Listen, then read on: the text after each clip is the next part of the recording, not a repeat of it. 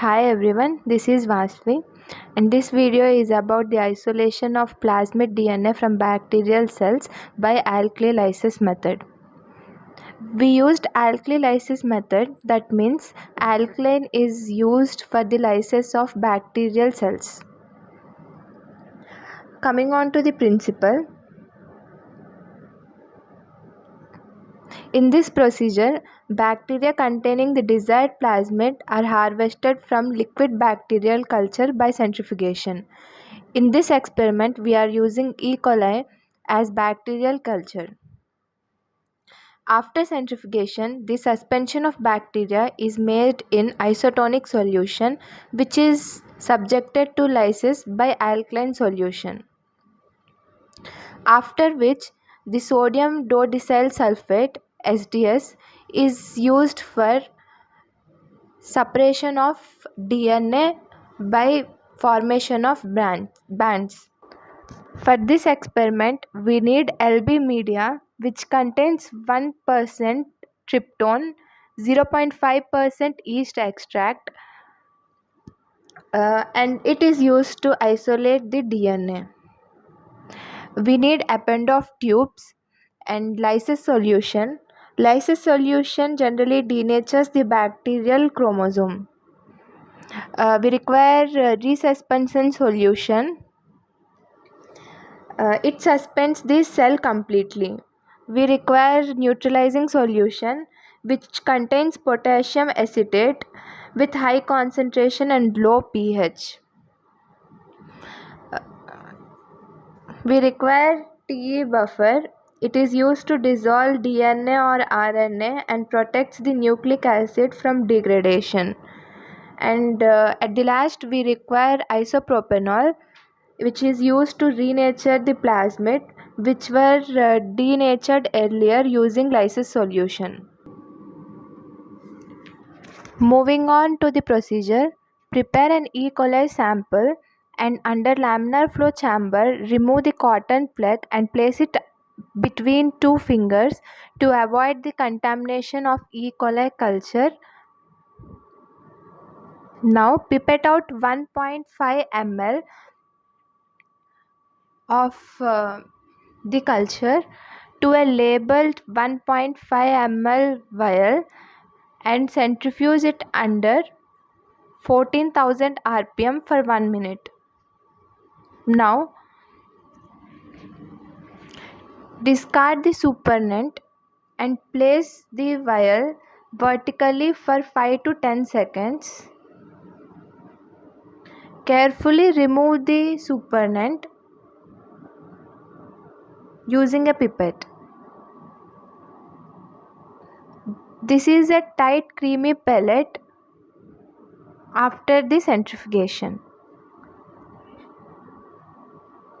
Now add 100 ml of resuspension solution.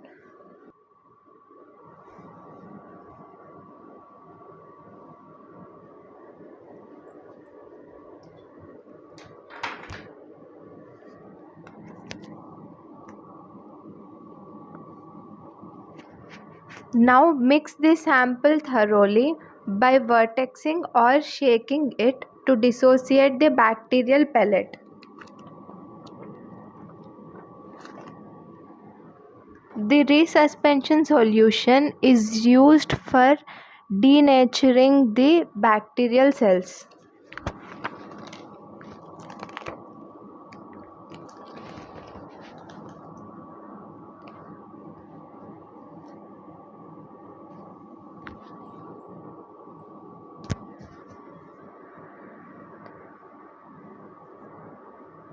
Observe whether the vertexing is completed or not by observing the dissociation of bacterial pellet completely. After this, add 200 ml of lysis solution and mix by inverting the tube several times. The solution should quickly turn transparent and become more viscous, indicating the bacterial cell lysis has been taken place. Now, Add 150 ml of neutralizing solution and invert the tube several times. At this point, the bacterial chromosome DNA is usually seen as a white precipitate. Now, place it in the centrifuge and set the RPM 14,000 for 10 minutes.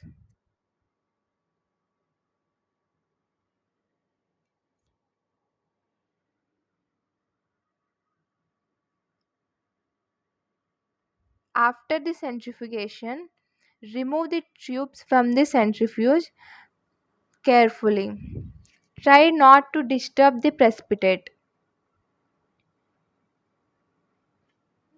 You can see the supernatant and the pellet separated clearly. Now, take a new vial and pipette out the supernatant and collect it into the new vial.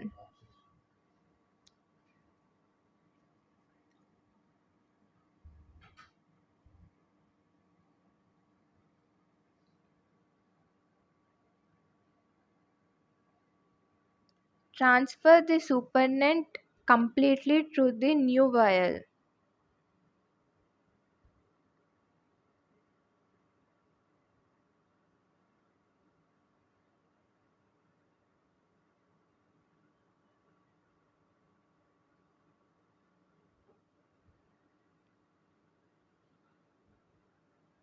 Now, to this, add 250 ml of chilled isopropanol.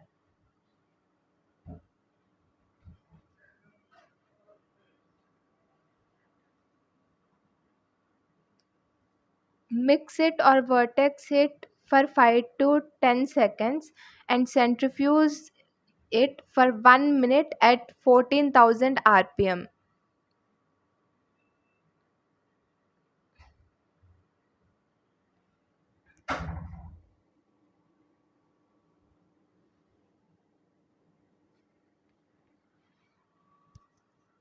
After the centrifugation, remove the tubes.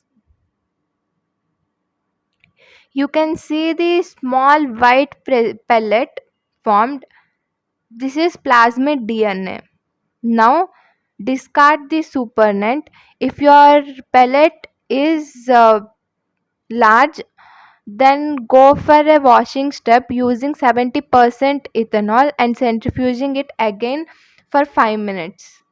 Here, this pellet is quite smaller, so we can directly add TE buffer by skipping the washing step. Now add 30 ml of TE buffer and resuspend the pellet.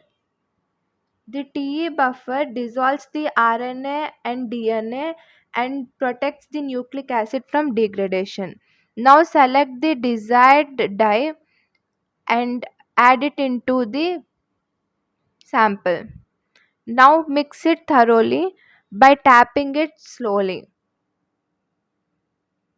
Now slowly pipette out the sample into the agarose gel bed. Run the electrophoresis. At last you can see the results. You can see a curve formed at the top of the band. This indicates the plasmid DNA, and if this is not observed and there is no curve shape but the bands are formed, then it indicates the genomic DNA. Thank you.